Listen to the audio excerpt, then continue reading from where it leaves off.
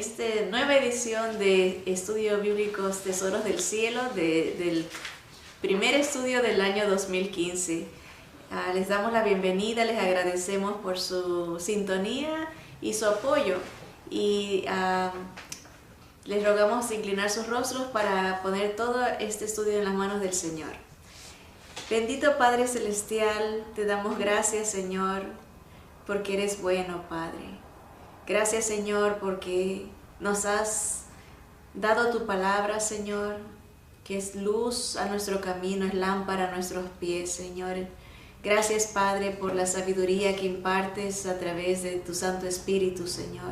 Te rogamos que tú nos llenes de ti, Señor, quites cualquier distracción, Señor, y quites de nosotros cualquier arrogancia, orgullo, Señor, vanidad. Señor, que todo lo que digamos y hagamos, pensemos, sea para tu honra, Señor, para tu gloria. Tú eres el único Dios y el único digno de toda la alabanza, Señor.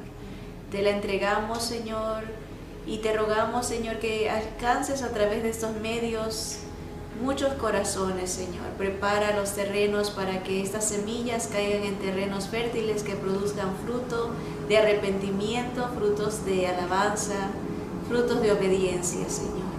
Te bendecimos y te damos gracias en el nombre de Jesús. Amén, amén. El día de hoy vamos a empezar el nuevo estudio que va a tener que ver con la armadura de Dios. Lo hemos titulado Enfrentando las batallas espirituales. Todas estas hojas de estudio van a estar incluidas en nuestra página de Facebook, así que la pueden buscar y hacerle copia y compartirla con los que ustedes gusten. Vamos a estar estudiando también de este libro que les recomendamos, que se titula Guerra Espiritual. Algunas ideas van a ser compartidas a través de estos estudios. Si lo pueden conseguir, qué bueno. Si no, pues pueden sacar las copias de nuestro Facebook. Así que vamos a empezar desde el principio, como es bueno, ¿verdad? Vamos a ver la raíz del problema, cómo empezó todo, por qué estamos en esta guerra espiritual, qué pasó. Son todos parte de esta batalla. ¿Cuántos bandos hay? ¿Quiénes son los que pelean, verdad? Vamos a ver la raíz del problema. Un ser privilegiado, hermoso y perfecto se rebeló contra su creador. Se envaneció a tal punto que creyó ser superior a Dios. Emprendió una campaña de calumnia en contra de Dios y una campaña de adoración a sí mismo. Este ser se llamaba Luzbel, mejor conocido ahora como Satanás, Diablo, Lucifer, acusador, adversario, Belial, Belcebú, dragón, demonio, enemigo, serpiente, príncipe de este mundo, príncipe de la potestad del aire, Dios de este mundo, Dios de este siglo, entre muchos otros nombres que tiene. Estos son los más conocidos, pero se pueden encontrar muchas otras asignaciones a él,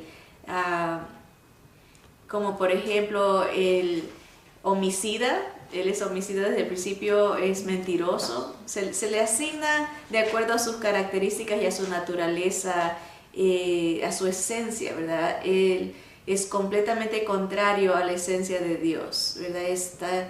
Es corrupto, es maligno, esa es su esencia, él es así, pero no fue así desde el principio. Muchas veces en las Escrituras hay tipos, ejemplos o representaciones de alguien en otro. También se las llaman figuras.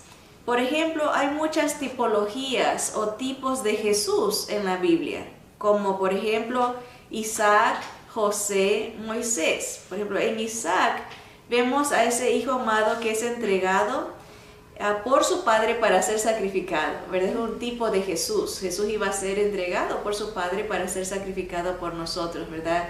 Vemos en la historia de Abraham que Dios es el proveedor, Jehová Jireh, Él provee un sacrificio, ¿verdad? Está apuntando en figura la vida de Isaac a Jesús, ¿verdad? También lo vemos en la vida de José.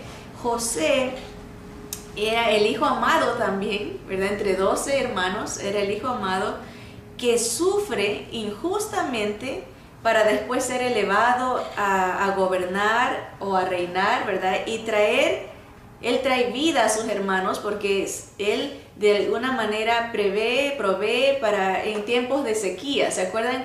José tuvo que pasar muchas peripecias, cárceles, injustamente, pero fue obediente, ¿verdad? Fue paciente y Dios lo pone a ser gobernador y sus hermanos llegan sin saber que era él, ¿verdad? No lo reconocían, a arrodillarse delante de él tal y como él lo había soñado, Dios se lo había revelado. Y es un prototipo, una figura de Jesús, que iba a ser el hijo amado sufriente, ¿verdad? Injustamente, ¿verdad? Acusado injustamente, pero dice las Escrituras que por esa obediencia, por ese sacrificio, es dado un nombre, sobre todo nombre, para que en el nombre de Jesús se doble toda rodilla. Él va a ser el Rey de Reyes, ¿verdad? José es esa figura de Jesús. También lo vemos en la historia de Moisés. Moisés liberta al pueblo de Israel, ¿verdad? Todo a través de las Escrituras se nos está dando figuras de Jesús para que uno pueda entender el cumplimiento de esas revelaciones en Jesús. Moisés liberta al pueblo de Israel y lo dirige a la tierra prometida, ¿verdad? Igual el Señor Jesús es nuestro libertador, nos libra del faraón, que en este caso sería el enemigo, ¿verdad? Nos libra del mundo, de la carne, nos liberta de la esclavitud y nos dirige a través de ese caminar hacia la tierra prometida que es su gloria, ¿no? Figuras, ¿verdad? Así como hay figuras de Jesús, muchos eruditos creen que los siguientes pasajes son figuras del enemigo, ¿verdad? Y vamos a leer un poquito de esto. Dice, el pasaje en Ezequiel 28 y el de Isaías 14 son considerados por muchos eruditos como tipos de Satanás. Aunque esta endecha o lamentación en Ezequiel es dirigida directamente al rey de Tiro y la de Isaías al de Babilonia, se aplica indirectamente al diablo, ¿verdad? Esas porciones y las vamos a estudiar, vamos a ver por qué. También hay aquellos que dicen que esas dos porciones no se refiere a Satanás, sino que se refieren a Adán o al ángel que guardaba el jardín del Edén después que Adán y Eva pecaron. Pero parece ser que los que niegan que pueda ser el diablo tienen otra agenda en mente, que es combatir la existencia del enemigo. Algunos inclusive dicen que el diablo es nomás una fuerza y no una persona, ¿verdad?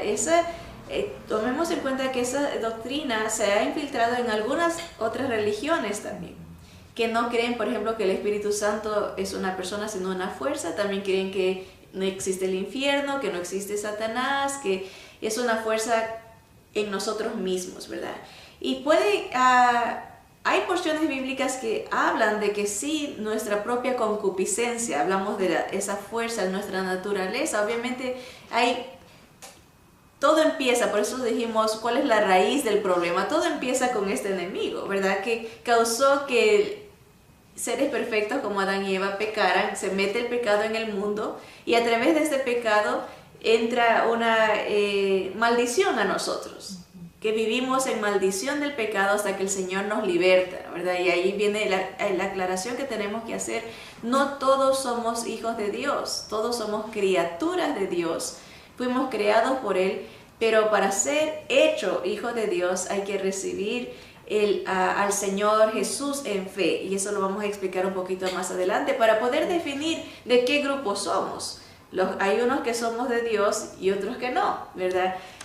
Y así que podemos ver que hay confusión. Gente niega la existencia del diablo porque se confunden y piensan en la concupiscencia de la naturaleza humana y dice, somos nosotros mismos nuestros propios enemigos, nosotros mismos somos los que nos inclinamos al mal. Pero esa inclinación nace, obviamente, de una raíz, ¿verdad? Que fue el enemigo, ¿verdad?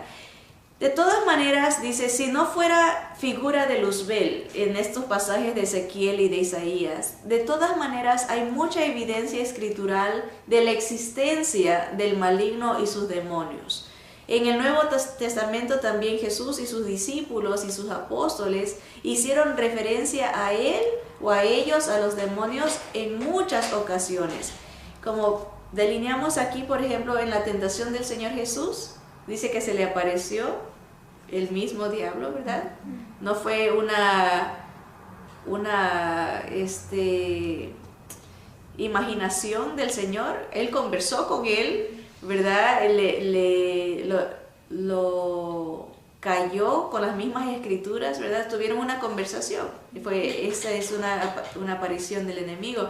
También cuando el Señor Jesús discutía con los fariseos, una vez les dijo, ustedes son de vuestro padre el diablo, porque los deseos de vuestro padre queréis hacer, ¿verdad? Él ha sido homicida desde el principio y ustedes me quieren matar a mí. Eso le estaba diciendo el Señor. Ellos no habían dicho eso, pero el Señor conocía los pensamientos. Son mentirosos, ¿verdad? Y empieza una discusión. Ellos le dicen, tú eres hijo del diablo. Ellos le dicen, nosotros no somos hijos de fornicación. Lo están ofendiendo al Señor, hablando de su madre, ¿verdad? Y le dicen, nosotros no somos hijos de fornicación, somos de nuestro padre Abraham. Y el Señor empieza la conversación. Si fueran hijos de Abraham, las obras de Abraham hicieran, creyeran en mí. Abraham fue el padre de la fe, creyó en Jesús, ¿verdad? Y empieza, el Señor está aseverando, está ratificando, ¿verdad?, la existencia de este ser, porque dice, son de vuestro padre el diablo, ¿verdad? También en la referencia cuando se habla de Judas, en la última cena, dice que Judas abrió su corazón, el enemigo entró en el corazón de Judas. Ahí está, lo pueden buscar en el libro de Juan, capítulo 13, versículo 2 y el versículo 27. Habla específicamente que después de que Satanás entró en el corazón de Judas, el Señor le dijo, anda a hacer lo que vas a hacer, hazlo ya, ¿verdad? No fue una imaginación, no fue una fuerza, fue la presencia misma de Satanás en su vida, ¿verdad? También encontramos en las Escrituras exhortaciones a cuidarnos, ¿verdad? Y vamos a ver unas cuantas de las que tenemos ahí para que todos podamos participar. En el libro de Mateo, el Evangelio según San Mateo, capítulo 13, vamos a ver una referencia a este ser y dichas por el mismo Señor Jesús. Mateo 13, versículo 19 en adelante. Dice el Señor Jesús que cuando alguno oye la palabra del reino y no la entiende, viene el malo y arrebata lo que fue sembrado en su corazón. Este es el que fue sembrado junto al camino, ¿verdad? Y el que fue sembrado en pedregales, este es el que oye la palabra y al momento la recibe con gozo, pero no tiene raíz en sí, sino que es de corta duración, pues al venir la aflicción o la persecución por causa de la palabra, luego tropieza. Aquí vemos ya las influencias del mundo, ¿verdad? Cuando alguien no tiene la palabra arraigada en su corazón, es arrancada. El versículo 22 dice, el que fue sembrado entre espinos, este es el que oye la palabra, pero el afán de este siglo y el engaño de las riquezas ahogan la palabra y se hace infructuosa. Mas el que fue sembrado en buena tierra, este es el que oye y entiende la palabra y da fruto, y produce a 100, a 60 y a 30 por uno. El Señor nos explica, ¿verdad? La palabra sale y es sembrada en muchos corazones. Hay gente que no la entiende, no la recibe, no la cree, no tiene fe. Y esa gente es la que el enemigo no permite que esa semilla crezca, esa arrancada, lo poco que se tira por la incredulidad de la gente, no germina, ¿verdad? Pero obviamente está el enemigo trabajando en la mente porque no creen, ¿verdad?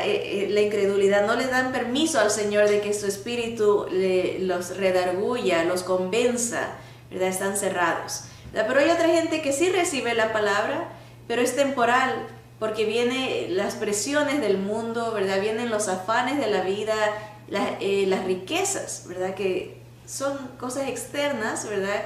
Que interrumpen el crecimiento de la palabra, pero el que recibe con fe, el que cree, produce fruto, ¿verdad?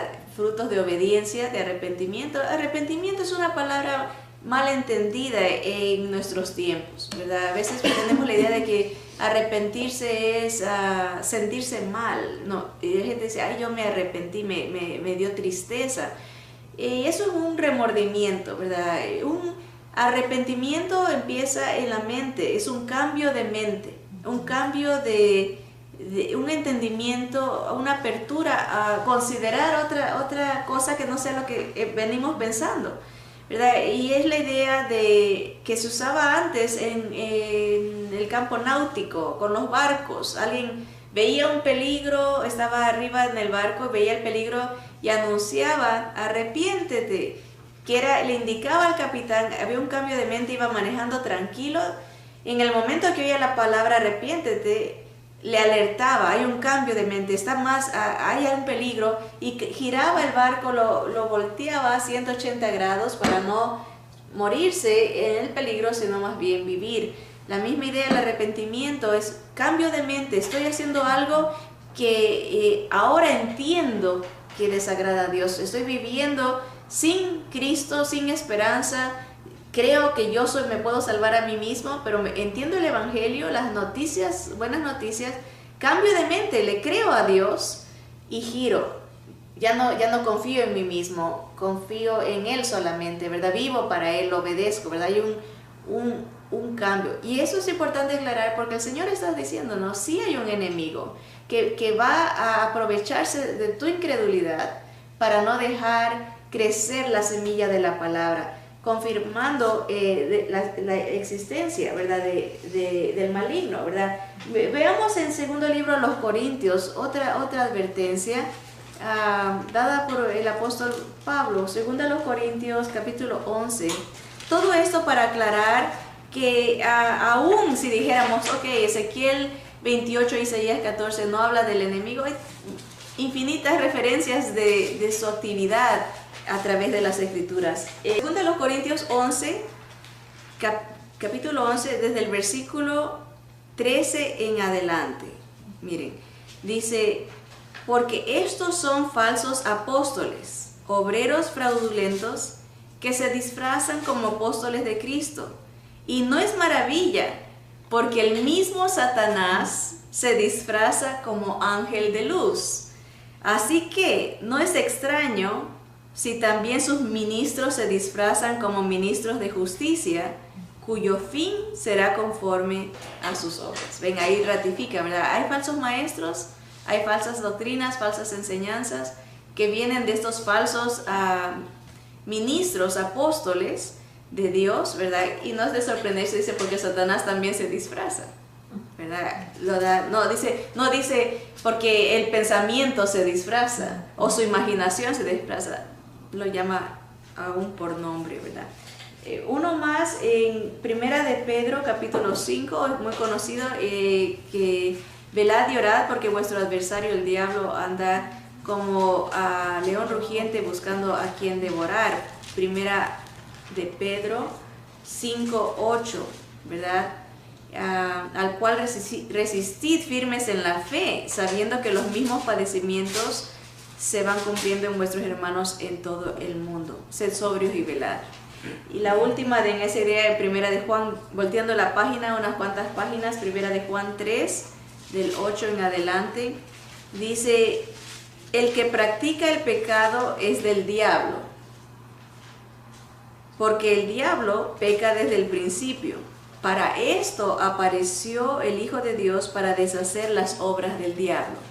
¿Verdad? Bien clarito, no dice vino a deshacer las obras de tu mente, sino que vino a recuperar lo que el diablo había robado, ¿verdad? Él es ladrón, por eso lo definen como un ladrón, como un homicida. Él vino a robar, a matar, hurtar y destruir, ¿verdad?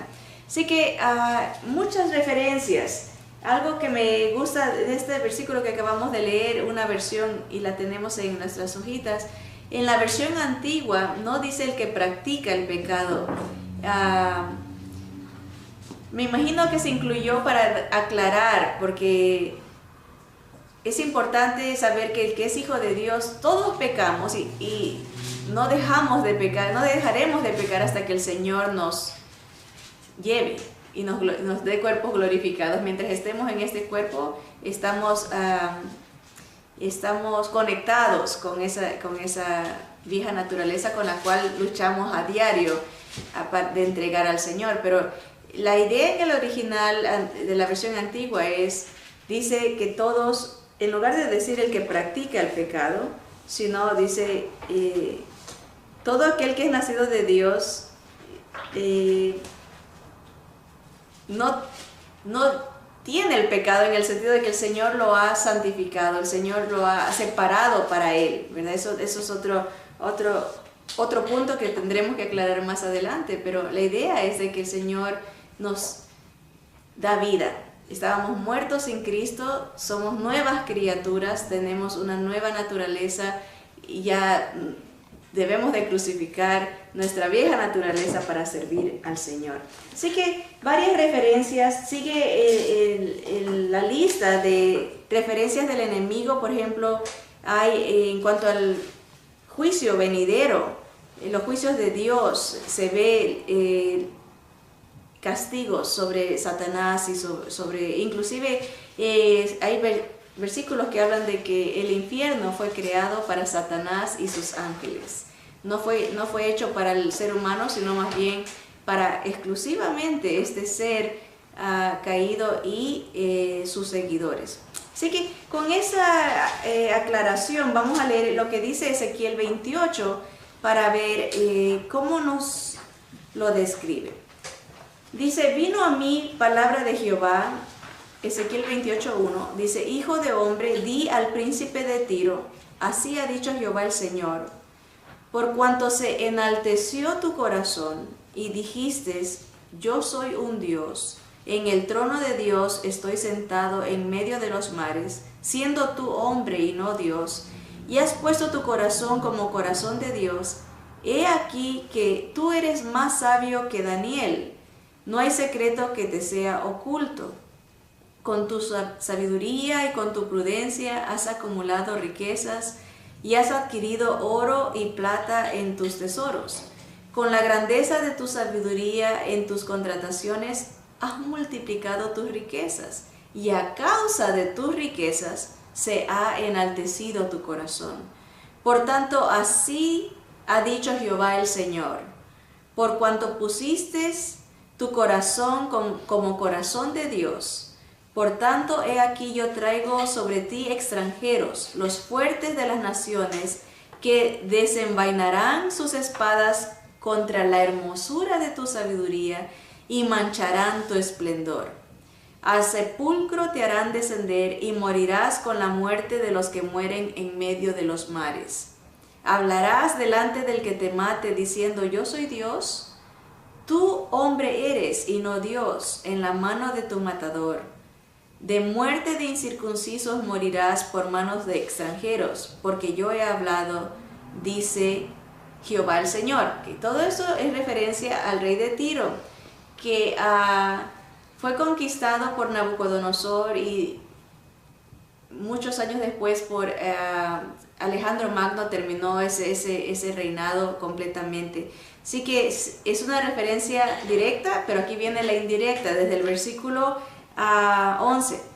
Dice: vino a mí palabra de Jehová diciendo: hijo de hombre, a Ezequiel, levanta endechas, lamentos sobre el rey de Tiro y dile así: así ha dicho Jehová el Señor, tú eras el sello de la perfección, lleno de sabiduría y acabado de hermosura.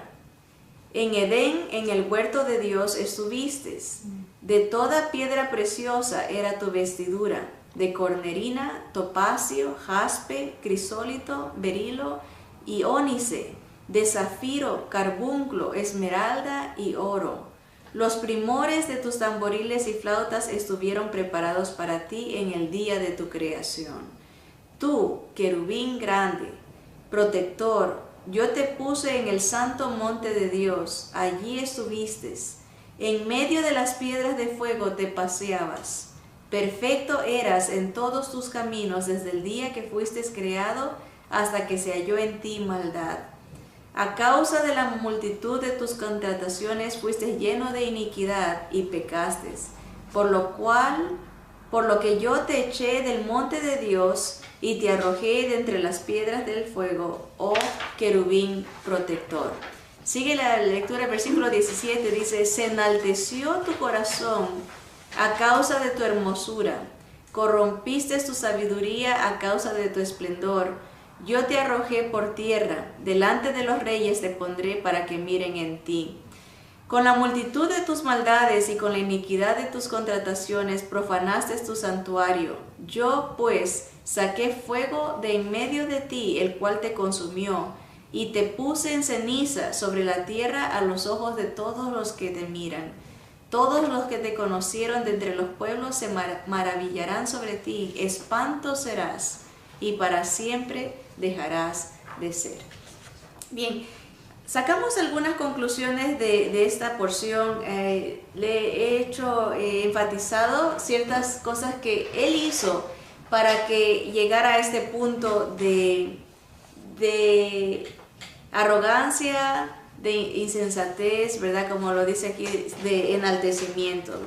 Dice que la sabiduría que tenía, la belleza que tenía, su perfección, lo corrompió, ¿verdad? Él estaba vestido de todas las joyas que nos podamos imaginar, a tal punto que son tantas y el último que se pone es el oro. Algo que nosotros valoramos bastante, se pone como lo último de su belleza. Tenía todas las joyas en su vestidura, ¿verdad? Él se paseaba. Muchos creen que esa referencia dice entre el fuego. El fuego muchas veces a los ángeles se los describe como fuego. Entonces se paseaba entre los seres angelicales, ¿verdad? Se paseaba ante la presencia de Dios. Muchos describen a los querubines como los que están más cerca de Dios, en la presencia de Dios. Él era un querubín protector, un querubín guardián, ¿verdad? Estaba enfrente, más cerca de Dios ya no podía estar. Con todos los dones, la belleza y la perfección, la sabiduría, y dice acabado de hermosura, ¿verdad? Pero empieza, a causa de estas riquezas, de esta belleza, de esta sabiduría, su corazón se empieza a corromper, empieza a quitar la mirada del proveedor de estas bendiciones y se empieza a enfocar en sí mismo. Como dice aquí, que su corazón puso su corazón como corazón de Dios. A veces se entiende como la voluntad de Dios. En lugar de poner la voluntad de Dios en su corazón, puso su propia voluntad en su vida.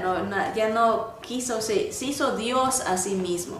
Ese fue su caída, el querer ser como Dios, ¿verdad? Eso nos dice Ezequiel. Ahora, leamos, dice, Satanás fue creado como un querubín ungido, o sea, un querubín separado. Este ángel guardaba el trono de Dios. Ningún otro ángel en el cielo podría estar más cerca de Dios y probablemente ningún otro ángel tenía más poder que él. Era perfecto, lleno de sabiduría y de una belleza extraordinaria. Dios lo vistió, lo adornó con todas las joyas posibles, de modo que fuera la perfección de la belleza. El esplendor de Satanás o Luzbel era excepcional, posiblemente mayor que cualquier otro ser creado, como se esperaba de un querubín guardián. ¿Cómo es posible que un ser tan bendecido se volviera contra Dios? ¿Cómo es posible, verdad? Hemos dicho cuáles fueron los pasos que lo llevaron a él a perderse, ¿verdad? Pero evidentemente Satanás estaba tan prendido de sí mismo y tan absorto de su belleza, él mismo se admiraba de sí mismo, que creyó se merecía ser Dios.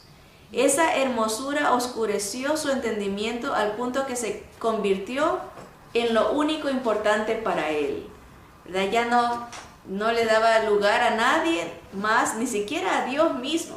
Él era lo más importante en su mundo, ¿verdad? Para él era lo único, ¿verdad? Ahora, notemos en el siguiente pasaje que se menciona 5 veces la palabra yo. Aquí en nuestra traducción en español se menciona la acción. En la versión en inglés específicamente dice yo voy a hacer esto, yo, ¿verdad? En la de español no se ve la palabra yo, pero se ve la acción. Por ejemplo, dice subiré al cielo, me sentaré, ¿verdad? Así que vemos el yo repetido varias veces en Isaías 14, desde el versículo 9 en adelante. Dice, el Seol abajo se espantó de ti, despertó muertos que en tu venida saliesen a recibirte, hizo levantar de sus sillas a todos los príncipes de la tierra, a todos los reyes de las naciones. Todos ellos darán voces y te dirán, ¿tú también te debilitaste como nosotros y llegaste a ser como nosotros? Descendió al Seol tu soberbia y el sonido de tus arpas. Gusanos serán tu cama y gusanos te cubrirán, ¿verdad? Esto está en el futuro, ¿verdad? Algún día el Señor va a echarlo, ¿verdad? Al infierno, ¿verdad? Le va a quitar el acceso a la tierra, ¿verdad? Y ahí su soberbia va a llegar al sepulcro, ¿verdad? Al infierno, al lugar de castigo. Algo que es importante notar que hace referencia a que este ángel tenía contacto con música. Muchos dicen que él era el que estaba adorando a Dios. Los serafines adoran a Dios, ¿verdad? Dice aquí que aún esa su música será echada con él al infierno, donde los gusanos serán su cama y los gusanos lo cubrirán. Pero aquí empieza donde los eruditos dicen que se habla de él, la mayoría de ellos. Dice el versículo 12, ¿cómo caíste del cielo, oh lucero, hijo de la mañana? Cortado fuiste por tierra, tú que debilitabas a las naciones. Tú que decías en tu corazón, subiré al cielo. Ahí está el primer yo. Subiré al cielo, en lo alto junto a las estrellas de Dios. Levantaré, el otro yo, mi trono, y en el monte del testimonio me sentaré, el otro yo, a los lados del norte, sobre las alturas de las nubes subiré y seré semejante al Altísimo. Ahí vemos las 5 cosas, ¿verdad? Voy a subir, voy a levantar mi trono y me voy a sentar en ese trono y yo mismo seré Dios. Mas tú derribado eres hasta el Seol, a los lados del abismo. Se inclinarán hacia ti los que te vean, te contemplarán diciendo, ¿es este aquel varón que hacía temblar la tierra, que trastornaba los reinos, que puso el mundo como un desierto, que asoló sus ciudades, que a sus presos nunca abrió la cárcel? Todos los reyes de las naciones, todos ellos yacen con honra, cada uno en su morada. Pero tú, echado eres de tu sepulcro como vástago abominable, como vestido de muertos pasados a espada, que descendieron al fondo de la sepultura, como cuerpo muerto hollado. No serás contado con ellos en la sepultura, porque tú destruiste tu tierra, mataste a tu pueblo. No será nombrada para siempre la descendencia de los malignos, ¿verdad? Vemos aquí cómo las habilidades, los talentos, las virtudes dadas por Dios pueden ser una tentación para centrarse en sí mismo. Es la pregunta, ¿creen ustedes que se puede llegar a punto que las bendiciones de Dios pueden ser tornadas en contra de Dios? Aparentemente, a juzgar por lo que le pasó al enemigo, sí. Cuando perdemos la visión del proveedor, todo lo que tenemos viene de Dios, ¿verdad? Sea habilidad intelectual, hermosura física, ¿verdad? Habilidades, talentos, riquezas, ¿verdad? Todo. Estamos aquí hasta respirando porque el Señor nos lo concede. Todo viene de Él. El aire que respiramos es el mismo aire que el Señor nos permite usar para bendecirlo, para vivir, ¿verdad? Aquí hemos puesto unos espacios para que nosotros hagamos un autoexamen y escribamos, dice, haga una lista de todo lo que usted ha recibido y puede convertirse en tentación de orgullo. ¿Qué hemos recibido? Todo es dado por Dios, ¿verdad? Todo. Pero a veces necesitamos reenfocarnos y volver nuestros ojos al Hacedor, a nuestro Creador, ¿verdad? ¿Tenemos casa? ¡Qué bueno! ¿Carros? ¡Qué bueno! ¿Educación? ¡Qué bueno! ¿Verdad? ¿Tenemos salud? ¿Tenemos familia? ¿Tenemos conocimiento de la palabra? ¡Qué bueno! Todo. ¿Talento? A alguien que sepa instrumentos, ¿verdad? Alguien que sepa habilidades. Hay gente que sabe cocinar bien, hay gente que sabe arreglar cosas, ¿verdad? Todo viene de Dios.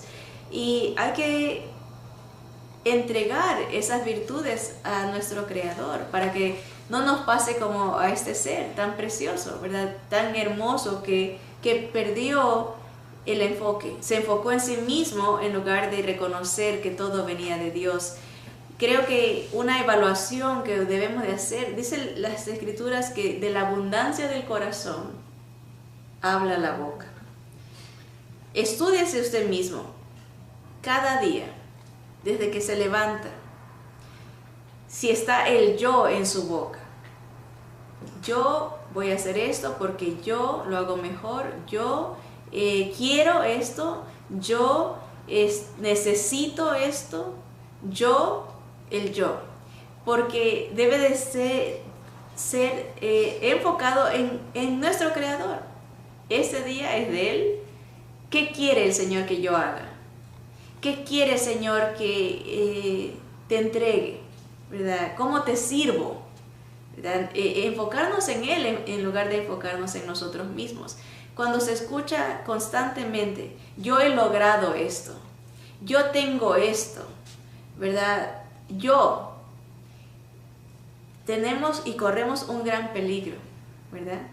De seguirle los pasos al enemigo, ¿verdad? Y cada día debemos de estar conscientes de esta lucha, de esta batalla. Estamos hablando de las batallas espirituales. ¿Por qué estamos en esta batalla? Porque fuimos contaminados a través de este ser que contaminó a nuestros padres originales, ¿verdad? Dice, así como entró la muerte por un hombre, ¿verdad? Adán, y todos pecamos, así mismo la vida a través de Jesús, quien nos renueva, nos da una nueva vida, somos nuevas criaturas en Él, ¿verdad? Aquí está el 1 de Juan 3:8, según la Reina Valera antigua, dice, el que hace pecado es del diablo, porque el diablo peca desde el principio. Para esto apareció el Hijo de Dios, para deshacer las obras del diablo. Todos hemos pecado, dice las Escrituras, todos pecamos. Por eso el que hace pecado, todos hemos pecado. Dice que aunque nosotros digamos, yo no he matado, dice, oíste que fue dicho a los antiguos, no matarás. Pero yo os digo, dijo Jesús, si te enojas contra tu hermano, eres culpable de juicio. Estás sentenciado, has pecado. Pero imagínense, ¿quién de nosotros puede decir, yo no me he enojado? Nunca. Ninguno. Todos hemos pecado. De hecho, comisión, hacemos lo que no debemos. De omisión, no hacemos lo que debemos, ¿verdad? Y de pensamiento. Dice, oíste que fue dicho, no adulterarás. Pero yo os digo que cualquiera que mira a una mujer para codiciarla, ¿verdad? Ya pecó con ella en su corazón. Ni siquiera la tocó, pero porque pensó. Igualmente nosotros, ¿verdad? ¿Cuántas veces los pensamientos están batallando con nosotros? Todos hemos pecado. El que peca es del diablo. Todos originalmente nacemos muertos sin Cristo. De ahí el Señor dice que vino a deshacer las obras del diablo. Él vino a rescatarnos, ¿verdad? Y empezamos ese estudio, empezamos este año, y mi oración es de que todos sepamos exactamente dónde estamos, si somos del diablo o somos del Señor, ¿verdad? Todos hemos pecado, dice las Escrituras, justo ni uno. Romanos 3:10 y 11 dice, como está escrito, no hay justo ni uno, ni aún uno, no hay quien entienda, no hay quien busque a Dios. Ese es nosotros en nuestro origen, al principio. No hay justo ni uno, ¿verdad? Pero ahora, el versículo 21 de Romanos 3 dice, aparte de la ley, se ha manifestado la justicia de Dios, testificada por la ley y por los profetas. La justicia de Dios por medio de la fe en Jesucristo, para todos los que en Él creen, que creen en Él, porque no hay diferencia, por cuanto todos pecaron y están destituidos de la gloria de Dios. Jesús vino a revelar, a cumplir lo que la ley y los profetas anunciaban de Él. Él viene a darnos la libertad y dice, el que cree en Él, el que tiene la fe, alcanza esta justicia, una nueva vida en Cristo. Jesús le dijo a Nicodemo, un religioso, ¿verdad? Un sacerdote, de paso, era un hombre muy conocedor de las Escrituras. Le dijo a Nicodemo, si no naces de nuevo, no puedes entrar al reino de los cielos. Y Nicodemo le dice, ¿cómo puedo hacer esto? ¿Me voy a meter dentro de mi madre para nacer otra vez? Le dice, ¿cómo no sabes eso? Eres maestro de la ley y no sabes cómo nacer de nuevo. Hay que nacer del Espíritu, de agua y de Espíritu, de arrepentimiento. Acuérdense, cambio de mente. Ya no me salvo por mis acciones, no es por mis esfuerzos, no es por mis obras, sino cambio de mente, entiendo lo que Dios, la justicia de Dios revelada en Jesús. Tengo la fe en Jesús. Ahora, hay muchos tipos de fe. Hay fe intelectual, que es la que dice, creo en la realidad, en los factores. Por ejemplo, nosotros todos creemos que existió, por ejemplo, Cristóbal Colón, Simón Bolívar, Pancho Villa, están en la historia. Creemos que, ¿por qué? Hay fotos de ellos, hay historia, hay documentos. Mucha gente cree así en Jesús. Yo creo en Jesús porque la Biblia habla de Él. Celebramos Navidad, celebramos que murió. Creo que murió. ¿Quién no cree que Él murió? Todo el mundo cree que Él fue crucificado, ¿verdad? Creo eso. Pero estoy de acuerdo con los factores, con la realidad histórica. Pero no permito que esa fe es una fe intelectual, de mente, de asentimiento. Estoy de acuerdo. Pero no dejo que cambie, no afecta mi vida para nada. Ahí se queda, intelectual. También hay la fe temporal, los que creen en Jesús mientras haya algún problema o una necesidad. Esa fe no salva. La fe que salva es la que dice, solo Jesús, solo creo en Jesús, porque solo Él pagó mi deuda, solo Él sufrió el castigo. Él fue el único ser perfecto. Estamos nosotros los imperfectos. No podemos alcanzar la perfección de Dios y su gloria. Solo tomaba que un ser perfecto, Jesús, 100% hombre, 100% Dios, viene y vive en esta tierra sin pecar. Eso es imposible, ¿verdad? Para nosotros. Él no peca, ¿verdad? Y paga nuestra deuda. Solo Dios Padre podía aceptar un sacrificio perfecto. Jesús toma nuestro lugar, muere. Y cuando uno confía en ese sacrificio solamente, ¿verdad? Deja a un lado el orgullo, que es el que dice, yo alcanzo la gloria, así como el diablo, yo puedo sentarme en el trono por mis esfuerzos. Lo deja a un lado y confía solo en ese sacrificio, reconoce el plan verdadero de Dios. Y mi invitación para todos nosotros es que estemos seguros, dice que todos los que lo recibieron a Jesús, a los que creen en su nombre, les da el poder de ser hechos hijos de Dios, ¿verdad? Examinémonos, ¿somos hijos de Dios porque tenemos esta fe solo en Jesús? ¿Creemos solo en el sacrificio de Cristo y lo vemos a Él como el único Salvador, el único Redentor, el único que nos puede comprar y pagar nuestra deuda y ofrecernos una vida nueva, una herencia? ¿Creo eso?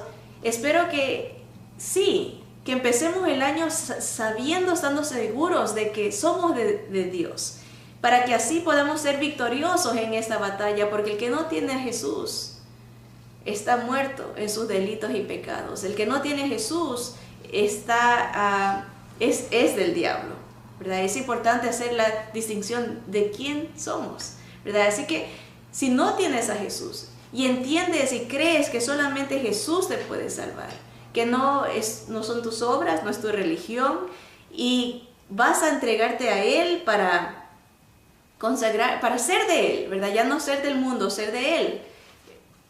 Te invito a hacer esta oración. Una oración que no es una oración mágica, nomás expresarle al Señor lo que estás creyendo en tu corazón, que solo Jesús puede salvarte y que quieres entregar tu vida para siempre a Él. Vamos a orar si ese es tu deseo. Amado Padre Celestial, reconozco en estos momentos, Señor, que solo Jesús me puede salvar, que solo Él ha recibido el castigo que yo me merecía, que solo Él recibió la paga de mi pecado, que es la muerte.